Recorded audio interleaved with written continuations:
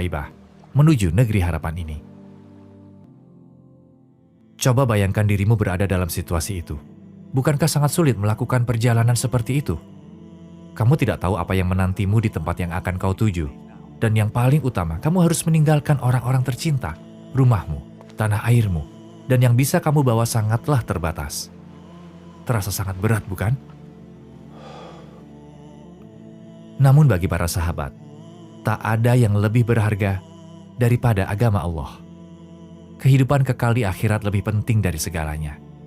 Dan mungkin beberapa orang yang haus akan kebenaran di negeri itu juga akan mendapat petunjuk menuju cahaya. Beberapa bulan setelah kelompok pertama berangkat, kelompok lain pun berangkat. Kali ini di bawah kepemimpinan Ja'far bin Abi Thalib. Kelompok ini berjumlah 101 orang, termasuk 18 perempuan.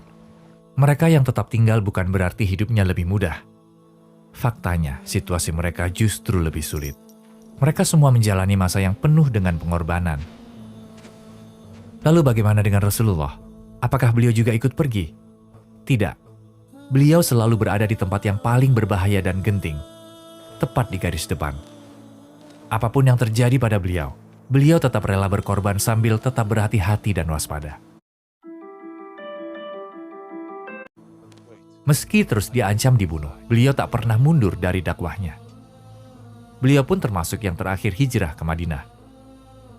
Dan saat di Madinah, setiap kali timbul masalah atau kekacauan, beliau langsung menaiki kuda dan menjadi yang pertama tiba di lokasi. Dalam perang Badar, dialah yang paling dekat dengan musuh.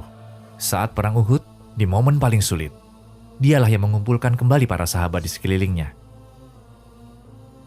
Dikatakan bahwa keberanian datang dari iman, dan beliaulah bukti nyatanya. Lalu bagaimana dengan kaum Quraisy? Bagaimana tanggapan mereka terhadap hijrah ke Abisinia ini?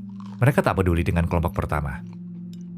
Ku dengar beberapa pengikut keponakanmu pindah ke Abisinia. Jangan panggil dia keponakanku. Kalau mereka mau pergi, biarkan saja. Bukannya kita memang ingin menyingkirkan mereka.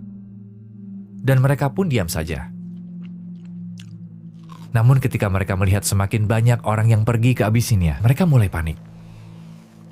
Bagaimana jika orang-orang Abisinia juga mulai masuk Islam? Bagaimana jika para sahabat berusaha menyebarkan Islam di sana juga? Bagaimana jika mereka mendapat kekuatan yang tak dapat dihentikan lagi? Mereka baru menyadari hal ini terlambat. Dan ketika akhirnya sadar, mereka diliputi rasa takut yang mendalam. Segera mereka berkumpul di Darun Nadwah. Mereka perlu memutuskan langkah balasan. Darun Nadwah adalah kebalikan dari Darul Arqam. Yang satu menyebarkan cahaya, yang lain menyebarkan